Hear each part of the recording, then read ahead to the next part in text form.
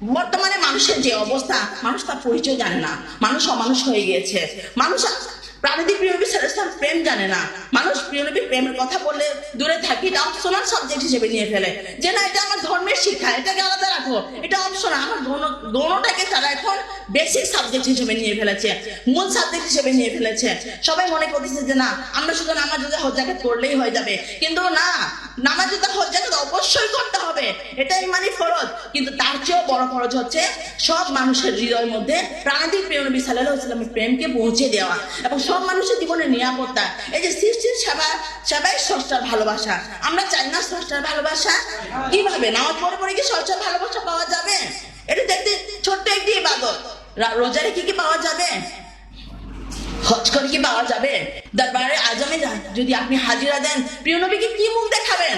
প্রিয় নবী প্রেমের শিক্ষা তো হচ্ছে সব মানুষকে ভালোবাসো, মানবতা দুনিয়া গড়ে তোলো, সব মানুষের জীবনে প্রাকৃতিক অধিকার, স্বাধীনতা, নিরাপত্তা তার কাছে ফিরিয়ে দাও। তাহলে আমরা কি সেটা করতে পেরেছি? তাহলে দরবারে আজম আমরা কি মুখ দেখাবো গেলে? আমরা মদিনাতুল মুনাওয়ারা, মক্কাতুল মুকাররমা আজকে সৌদি গোত্রবাদীদের হাতে চলে গিয়েছে, পুরো ইরান শিয়াবাদীদের কবলে চলে গিয়েছে, পুরো বিশ্বই আজকে মানুষ মারার রণক্ষেত্রে পরিণত হয়েছে। এমন অবস্থায় আমাদের কাজ কি?